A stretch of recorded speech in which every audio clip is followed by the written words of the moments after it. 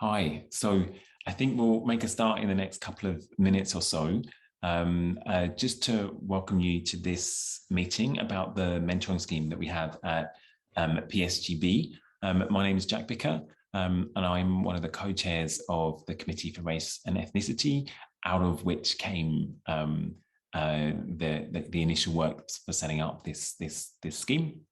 And also in the session today is Professor Judith Suissa, who is the other co-chair of the Committee for Race and Ethnicity, who's also had a kind of very big involvement in setting up the mentoring scheme. So let me just share my screen with you to begin with, so that I can take you through a PowerPoint that we've prepared. So in today's session, I think there's three things mainly that we want to do. We want to introduce you to the Committee for Race and Ethnicity and the mentorship scheme overall.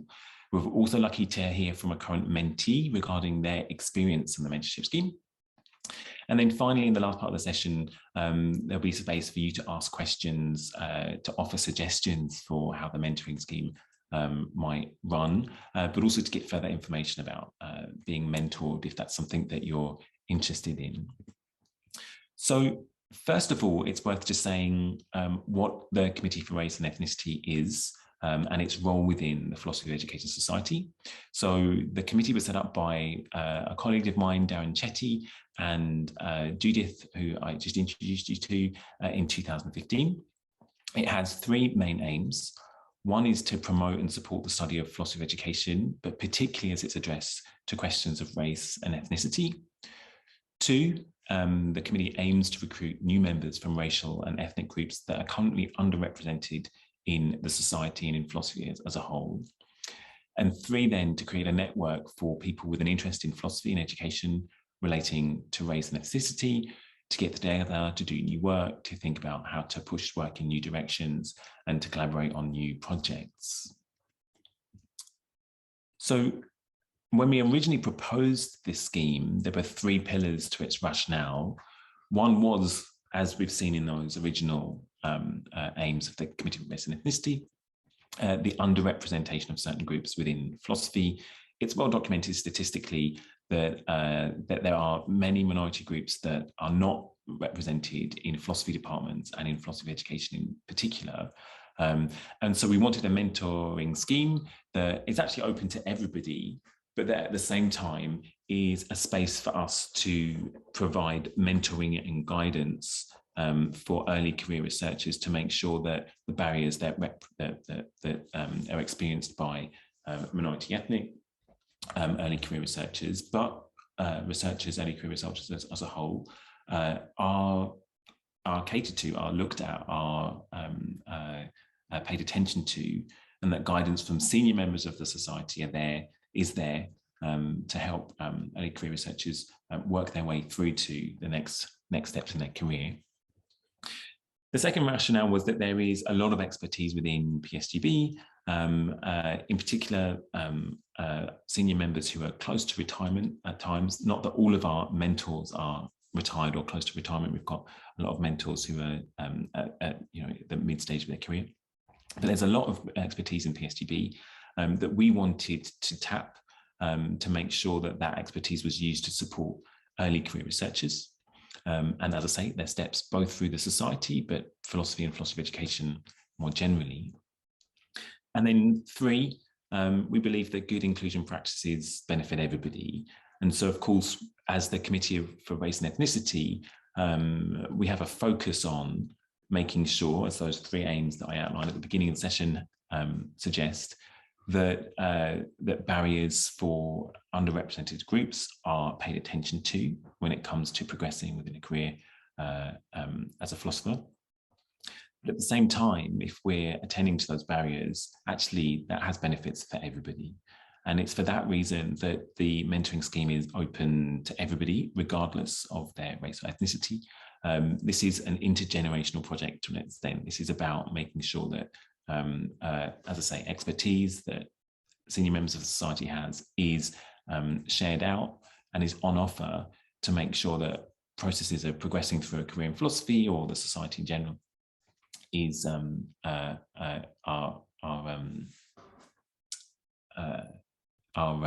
resources are provided for that. In a sense, then we're kind of modulating a culture. We're trying to open up the culture of collaboration and provide spaces for new work to take place and new voices to speak. Okay, so what's the progress of the scheme so far? Well, we have received over 20 offers from senior members of society to act as mentors, and we have 12 mentees at the moment.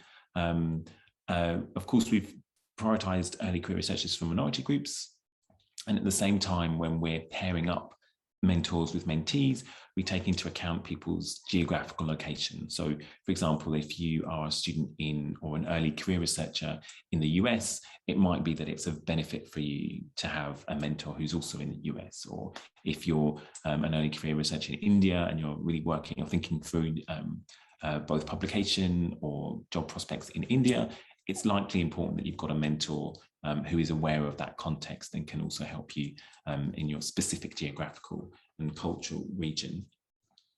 I put an asterisk next to minority groups because, of course, there is a massive underrepresentation of minority groups within philosophy, and this is something that we need to continue to work on.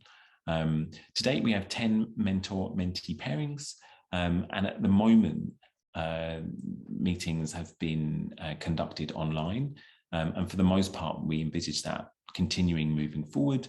Although we're open to both events as well as different forms of meetings between mentors and mentees. Okay, so as I say, I want to open up some space for questions, but I thought before I do that, it might be worth introducing you to one of our current mentees, Ursula Blythe. So Ursula is a philosophy student at King's College London. And in addition to working in academic philosophy, she's also involved in activism and organising around issues to do with social class, race and ethnicity, gender, ableism, and the way that philosophy can be used as a tool within those debates and discussions.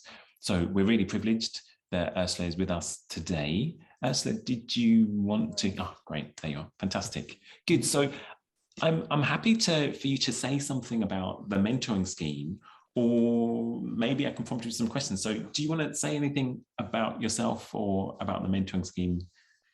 Just that for me personally, it was a breath of fresh air because I did feel like a bit of a lone island in the way of I'm a mature student. I have some complex disability, but yet I'm still a young academic in the way of entering academia later in life. And I suppose some people would kind of ask me, well, why didn't you put yourself forward for a mentor role? But I didn't feel I was ready for that. I thought it was best to start as a mentee. And you guys matched me with somebody really good with the same interests, not based in London, based in Dublin, or based in Ireland, but I'm originally from Ireland. So I'm hoping going forward, when I go home to see family, that we can connect face to face. But what we did initially, and we'll come back to the questions, is unfortunately we couldn't hook up for quite some time, because I had some complex operations and she was exceedingly busy. And obviously we had the pandemic, etc. But then when we eventually did hook up, we had a really long session. It was about an hour and a half. And she was very accommodating of my needs. I did it lying down. She was a fantastic listener. She ended up lying down herself on a couch. It was a bit like a counselling session. And there was some great listening. And it was an opportunity for me to express, some of my anxieties about academia, some of the projects that I'm excited about, some of the, barriers I face in terms of getting onto a PhD program in philosophy, particularly in an institution like King's, which is quite orthodox. So yeah, she gave me some really good tips and hints, and it was really, really good. I think I'll hand back to you, Jack, if you want to. No, fantastic. Well, that's a really good... I have a tendency to ramble on. So no, it's a really good start, and it's interesting to hear that. And I suppose the first question I would have asked you would have been, why is mentoring important? And I think you've partly answered that when you're saying it's kind of a breath of fresh air. And I know from my experience as well that often coming into work in academia, that's whether teaching in a university, being a PhD student, thinking about doing a PhD or being a master's student in philosophy, and sort of orientating yourself in that way. It can often be a little bit isolating, and it's good to have support networks there. Often that's your colleagues, your fellow students, but it's, I think, really good as well to have a senior member of, in this case, PESGB, who's been through it already, who knows how institutions work and can provide advice, be it about publishing, be it about jobs, be it about taking your next step in your career, or even projects or things that you're excited about. That's something that I kind of sort of, my eyes lit up when you said that. Like, if there's something that you're excited about, sometimes it takes a steer from someone to help you really get a sense of how you might turn that idea into something concrete. Well, I thought what I was really impressed was the match, because I think, for first and foremost, my mentor is female. Secondly, she is involved in some of the same interests I am about advocacy within areas of conflict. For example, she did a lot of advocacy work in Northern Ireland after the peace agreement, and she also has done a lot of work around philosophy in prisons and the merits and limitations of that.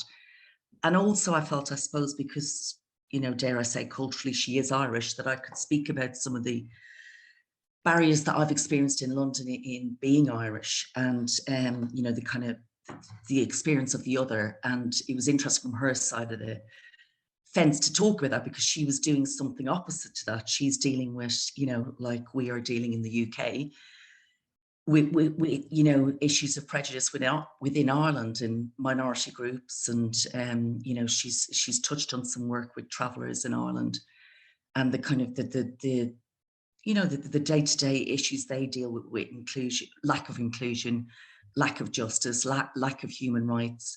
So you see, yeah, fascinating stuff. I suppose the learning curve is, though, that we're both into so much that you kind of have to be focused, because we've recognized in each other that we are quite creative and expansive, that to keep it kind of focused, right, what are we going to work on? So, but what we did, because of my disability, we set up a WhatsApp group just for the two of us, and we would leave each other voice messages and not hound each other, maybe every few weeks leave a detailed message, informing her what I'm working on, if I have a question, a query, a concern. And it may be a day or two before she gets back, but she'll get back verbally. And I can lie down and listen to that, and she'll give me some great insights or pointers, or have you thought about this? Because I suppose my biggest challenge, and this is why I wanted to do mentoring, is that I do want to do a PhD in philosophy, but I want to do it in a very non-orthodox way. It won't be the 8,000, 100,000 words, which is unheard of in King's, never mind the philosophy department. So she was advising me around that, in terms of doing some sort of a collaboration of different public outlets, whether it's a blog, interviews, and even almost the work I'm doing now follows into the PhD. So nothing is wasted. Because of the nature of my disability, I've quite low energy, so I have to really pick the projects I do and the time I spend on them. And this is what we're trying to work on. And she's advising me on that. And already I've got a team at King's. We're about to meet in 2 weeks' time to talk about that. The stuff I'm working on now can feed into the PhD. In other words, nothing's wasted. Yeah. So it's kind of doing things, slightly different, and being a bit of a trailblazer, but without upsetting loads of people on the way, trying to take people with me within the King's community, because it's very new for them. So yeah.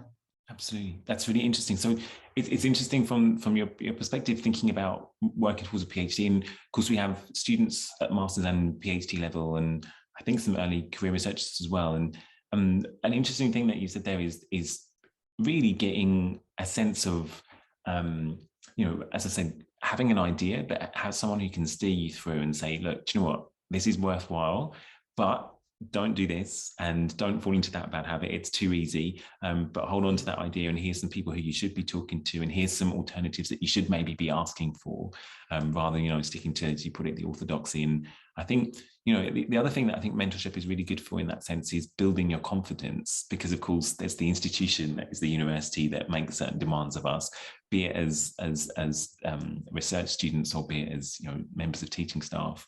But having the confidence to say, hang on, I think I can do this a little bit differently, sometimes can be really supported by a mentor who can say, yeah, you can ask for something different, but here's how. Or Absolutely. carefully. And I think as well, not having any pre-assumptions, because I didn't know my mentor and I'd only seen her in academic arenas, and I kind of made a wrong assumption that I thought she probably wouldn't be able to wrap her head around some of my complications, and that she might have been a traditional formal, trajectory of academia that wouldn't be able to kind of understand some of the challenges, but it was completely the opposite. And I think as well that it's a two-way relationship, because initially, because I'm a bit of a doer, I was initially kind of frustrated that we hadn't nailed down an appointment. But then when we did nail it down, it was probably worth 10 short appointments, because she really gave her time, focus, energy, really listened, really gave some fantastic advice. Like after it, I messaged her a few hours later, so I had so much to think about and reflect about. And it kind of taught me something, that sometimes loads of short spurts aren't the way forward. Sometimes it's just really consolidation, and then going away for a few months and thinking about that and doing something, and then reconvening. So, for example, she's not on the conference this weekend, but I'd left her a message saying, is there anything you'd like me to say? Or, she just said, tell them I'm really enjoying the process. And, she said some complimentary things about me, which is encouraging.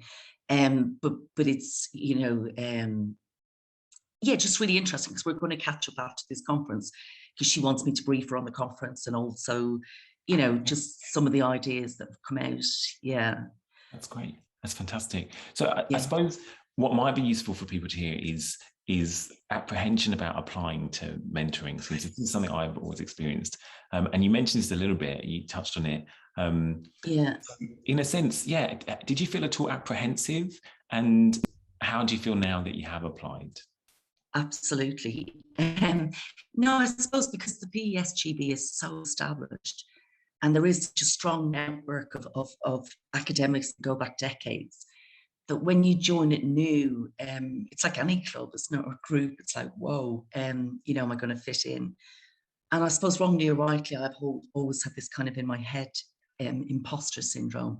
I'm not good enough. I don't measure up, or I'm the other or different, or, I haven't got anything to say.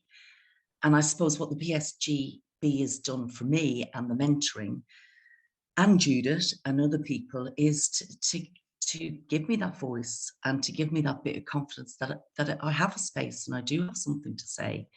And, the imposter syndrome, a lot of women have imposter syndrome, particularly within philosophy, because unfortunately you're not allowed to speak. And when you speak, you're almost seen as, oh, hello, we'll have to take this, it's 2021, take this person's question. So it's kind of, I suppose, on one side, increasing your confidence, but on the other side, measuring up what you lose, because you're kind of doing all these fights and battles to improve, hopefully, students after me and academics after me. But when you're going through it, it's a lonely space. So that's why, for me, the mentoring is important, to have someone like a trusted advisor that I can bounce off, that as I say, that I can really trust. I can say something off the record and they will advise me, or I can, say things that I'm worried about, like the fact that I am blind in one eye, nearly blind in the other. I mean, even this today, I've got my husband totally on standby for the technology, this whole platform today. Oh, OMG, really overwhelming. And I kept clicking it off during Gordon's talk. So it's stuff like that I suppose that people take for granted. I have to be always more or less kind of safeguarding, will I be able for this? And, so stuff you take for granted. So, for example, that's why we come up with the idea with the talking WhatsApps. Now if she emails me something, she'll do a voice recording, or she'll send me something through. When she sent through her terms of reference for mentoring, it was in big font 20. So they're the sort of things, I mean, obviously every mentoring relationship is different, but they're the sort of things that you iron out early on. And that's why we had such a big initial session. That's fantastic. That's fantastic. I'm so glad to hear it's going well. It sounds really good. And there's two things that I just want to put out of what you said. And one is the flexibility that I suppose is in the mentoring scheme as we've put it together, in that, you know, there was this initial time when it didn't work for either of you to quite meet, but then you found the time that it did work, but it wasn't this immediate thing. Then also that, you know, you guys established your terms of reference for mentoring. That's, you know, you saying what you want out of it and a mentor saying what they can offer. And that's super important. But then the other thing that really interested me in what you're saying, and this really resonates with partly when I was envisaging the mentoring scheme, was the idea that new work can come about, right? So you talked about the way in which PSGB is so established, and we know its long history. But with that long history comes certain traditions, and that's certain big figures who, you know, have dominated the space either historically or today, but also methodologies in philosophy, ways of writing, ways of thinking, certain canons, etc., that dominate. And, you know, I know from doing reviewing work or, you know, putting together curriculum in various places that, you know, there are often names and ways of doing things that dominate. And one thing I'd really like to see out of this mentoring scheme, actually, when we look at it, hopefully a few years down the line, is that conversations between mentors and mentees mean that new voices are emboldened to create new work and to provide new directions of work, so that, you know, the sphere of what PSGB can do is expanded and speaks to a wider audience and makes itself relevant to, not that it's irrelevant, but more relevant to a changing world. But also then not only sort of, as I say, the voices that can be put forward and the voices that have been given, you know, the space to speak, but also then PSGB itself, you know, expands as an area of work and an area of practice. So I'm super glad to hear that you've been able to work on that. My last question to you is what advice you would give to a mentee for getting the most out of the kind of mentorship relationship, and what advice would you give to a mentor if you were going to build your ideal mentor? So if you're going to give them the one bit of information that you think every mentee needs to know. I'll probably start with the mentor. I suppose push the boundaries and push the individual and take them out of their comfort zone. I know it's a cliche, you know, thinking within the box, but really take them out of that box. So, for example, this morning when I was at Gordon, whilst it was a fantastic talk, you know, he was still using a lot of, dare I say it, white male theorists to interpret it, you know, Cavell, all the usual names, Wittgenstein, did he mention not Nietzsche, Ponty, lots of, and I think within the PESGB that started to change with the series that happened last year. So I think mentors need to be thinking like that as well. That it's not just about, like, say, members joining and they happen to look diverse and talk differently. It's about the literature being, I wouldn't say different, literature being inclusive. You know, some of the figures, as you say, are inherited from big figures within the PESGB. Sometimes I feel we just talk about the time, whether it's Cavell, Wittgenstein, etc. I'm just giving an example. And I think we need to open that up to more female voices, to more Black voices, to more people with disabilities, and even non-academics, you know, activists that are non-academics. So yeah, I think there's a whole training within that, because particularly when you're dealing with people within philosophy, unfortunately, there is an unconscious bias that they do look through a Western lens and they do look through a male lens. I mean, one of the areas I'm working on at the moment is comparative philosophy, and I think I'm trying to think different to that, and not look through a Western lens, and not to make any assumptions, and to realize that this text is wrapped in culture, sociology, politics, a way of life, the Tao, or an experience, or a time in history. There's so many complex elements to it. It's not just a text you pick up and you put on your Western glasses and analyze it and come out with the same kind of output. So from the mentee's point of view, I think probably being allowed to be pushed, being allowed to be challenged, being honest with yourself in terms of your own capabilities. One thing I'm really bad at, I give a lot of people my time, which is a good thing. But when you're struggling with capability in terms of sight and energy, I need to learn to focus that more and choose the stuff that will make a difference. For example, Judith very kindly added in UCL that we set up before COVID, philosophy in action. I mean, I'd like to return to that. But stuff that makes a difference that you can coordinate, but other people can run with it in terms of the talks and the inclusion and getting other voices. And I thought that was a way to have a subgroup away from the PESGB that just felt more maybe down to earth, maybe more approachable, maybe more welcome. I'm not saying the PESGB is not welcome, but I suppose you don't have to come with a curriculum or a CV that's very impressive. You could just literally, walk in from the shop across the road and think, I actually want to attend this because I really am interested in the environment, or I really am interested in, I don't know, post-Brexit, what we're going to do, whatever the issue might be. So more of a kind of a public space that is inclusive for everyone. I mean, it's a big kind of ask, but it's something I certainly would like to revisit. But as I say, in conclusion, knowing what you can do and what you can't do. But I'll leave it there because I'm conscious we're probably gone over time, are we? No, we've got a little bit of time, but okay. Yeah. So thank you so much, Esther. And again, I'm not used to being allowed so much time. You see. No, we're interested in hearing what you think and your experiences. So it's so great to hear from you, and it's great to get a sense of how really the mentoring scheme has just opened up spaces for you and given you more confidence and resources that are specific to you, right? Like I'm sure like your uni or PhD is trying to be welcoming of various people, but sometimes you need that specific help. And this one-on-one conversation has been something that you guys have molded into something that works, it seems, for both of you. And that's great. And I look forward to hearing more as we move forward. So thank you so much, Esther. I'm really, really grateful for you coming and chatting us today. I just want to leave the last few minutes for questions that anyone might have to myself or Judith or Ursula about the mentoring scheme, maybe about joining the mentoring scheme, or maybe suggestions for ways in which we might move the scheme forward. Hi, hello, Nate.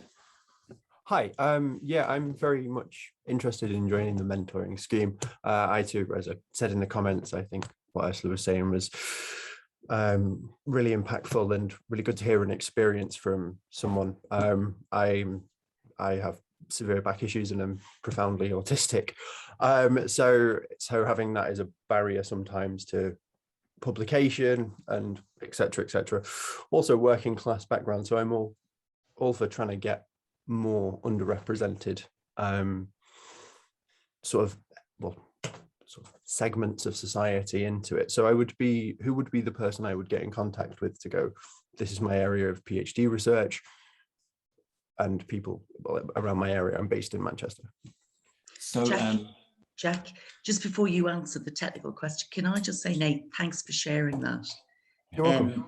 We could probably connect offline because that's what happened to me. I've just had a serious complex spinal cord operation and I'm learning new assistive technology to deal with that I can write lying down in my bed, and different ways of preserving my energy and pacing. But we can take that offline, but I'll hand back to Jack. Definitely. Thank you for that, Esther. And again, thanks, Nate, for sharing. And on my last slide, there's some emails, but maybe Judith will want to put the emails in the chat right now. So you can contact either Judith or myself. We also hope to have on the website more of a presence for the mentoring scheme moving forward on the PSGB website. So, but in the meantime, before we get there with that, if you email either Judith or us, we'd be really, really happy to talk to you and to see if we can find a good fit for you within our mentoring scheme. So thank you for commenting. Yeah, thank you. Any other questions?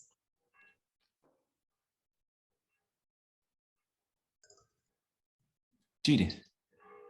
Just if there are not any other questions, just to say quickly, anybody who wants to hear more about the committee and get involved in the work of the committee, there's a meeting, an open meeting tomorrow at 1 o'clock. It's open for everybody.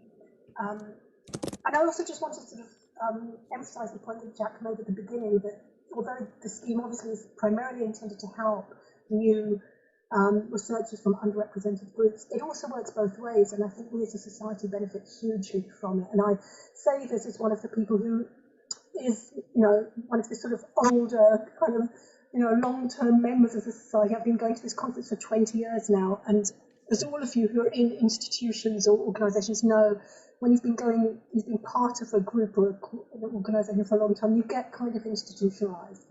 And although we do, I think, really try to be welcoming, and as Mandy said in her opening this morning, we really try to be a very welcoming, inclusive community.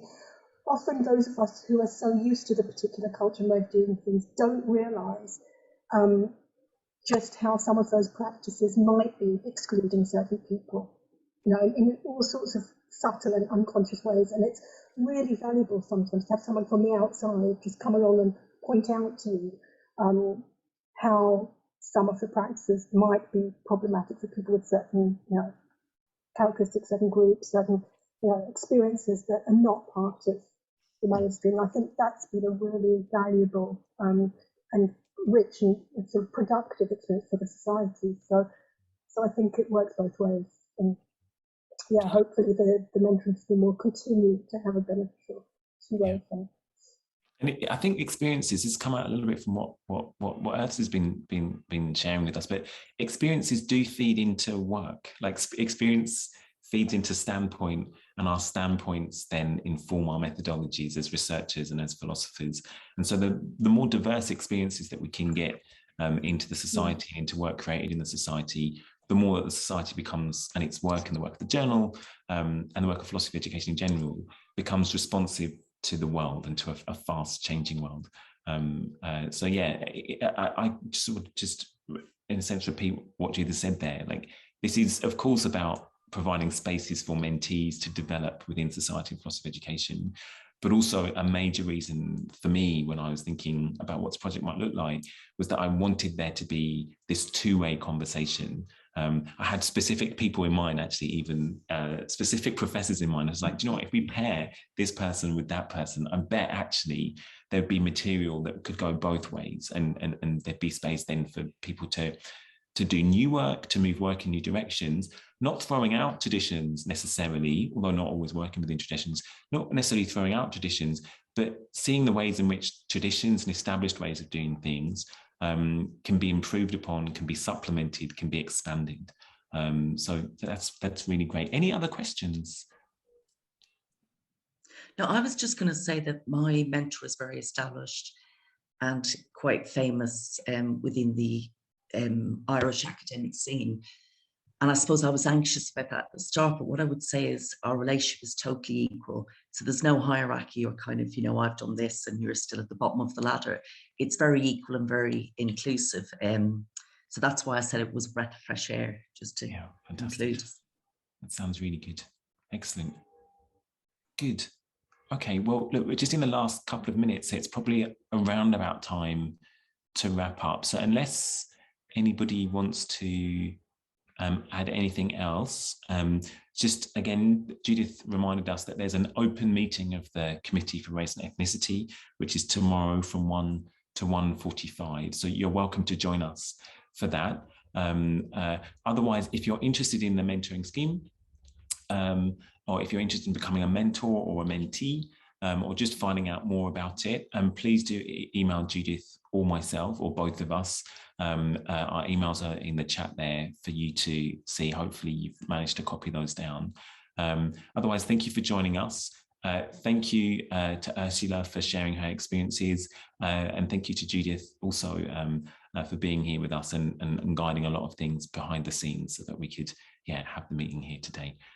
Thank you very much, and enjoy the rest of the conference, everybody.